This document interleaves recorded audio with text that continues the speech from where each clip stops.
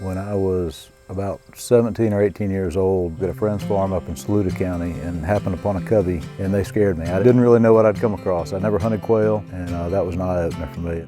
I've got just under 350 acres. I love spending my weekends and every free hour I've got doing something to improve the land.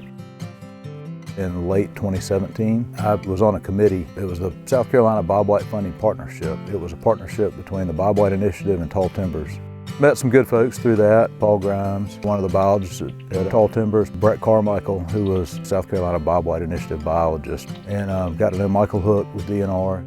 I had several conversations with Michael about what I was doing out here and what I wanted to do out here. We started thinning. We thinned pretty heavily. I did some burning, but it wasn't until 2021 that I actually got one of the biologists with DNR involved, and we wrote a plan for the property and encouraged the habitat for quail.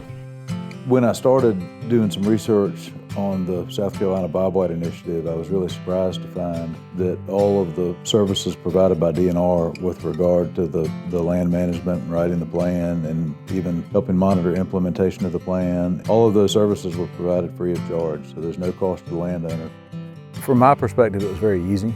In 2022, we applied for the NRCS EQIP program for some cost sharing for thinning timber and burning and doing some wildlife habitat improvement.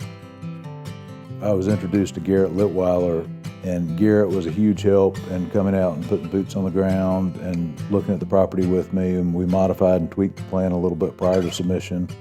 He knew what they were looking for in the application. He knew what was likely to be funded, and we kind of tailored the plan to accomplish my goals here, but also in a manner that was likely to be funded. The biggest thing I would tell somebody who's interested in doing it, to start with the Bobwhite Initiative.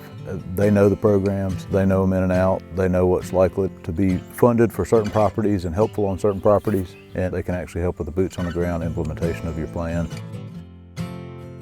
I hear stories about what it was like 40, 50 years ago when there were quail on the landscape. I've had a limited exposure to wild quail in South Carolina, and I'd love for my kids to be able to experience hunting wild quail on the family property. And the nice thing about managing for quail is that you're improving the habitat for every other species out there.